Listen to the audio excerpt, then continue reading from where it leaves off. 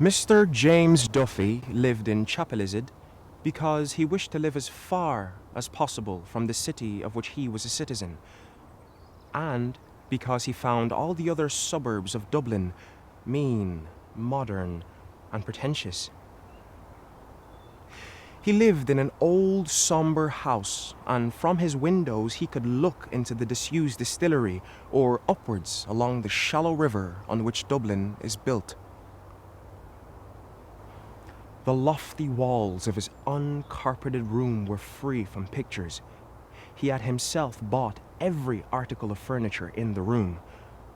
A black iron bedstead, an iron washstand, 4 cane chairs, a clothes rack, a coal scuttle, a fender and irons, and a square table on which lay a double desk.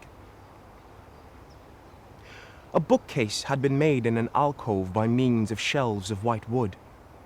The bed was clothed with white and black scarlet bedcloths, and a black and scarlet rug covered the foot. A little hand mirror hung above the washstand, and during the day a white shaded lamp stood as the sole ornament of the mantelpiece.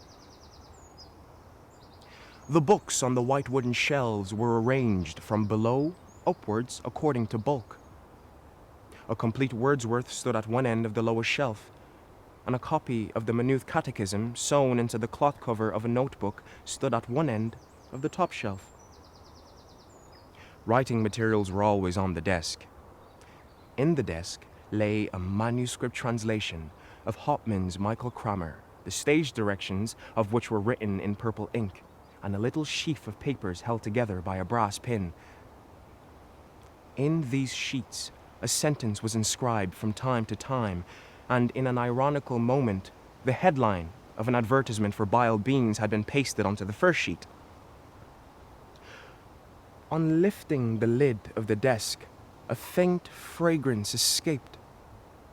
The fragrance of new cheddarwood pencils, or of a bottle of gum, or of an overripe apple which might have been left there and forgotten.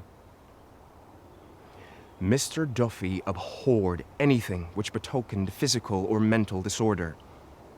A medieval doctor would have called him saturnine.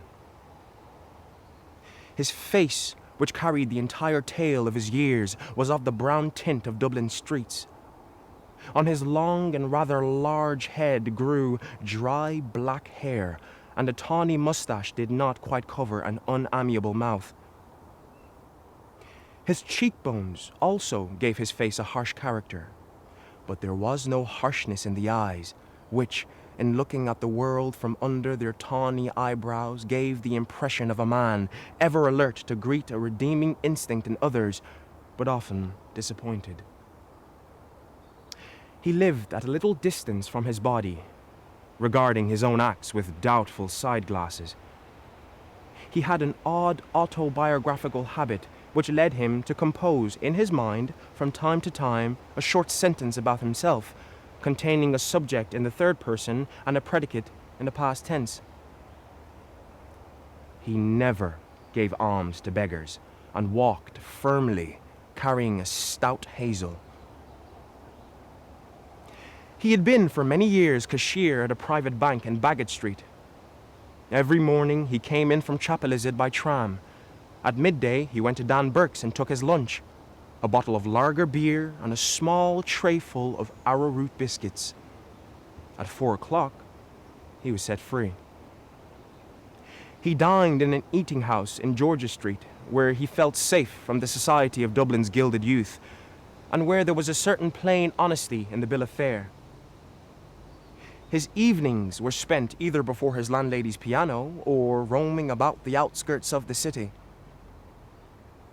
His liking for Mozart's music brought him sometimes to an opera or a concert. These were the only dissipations of his life.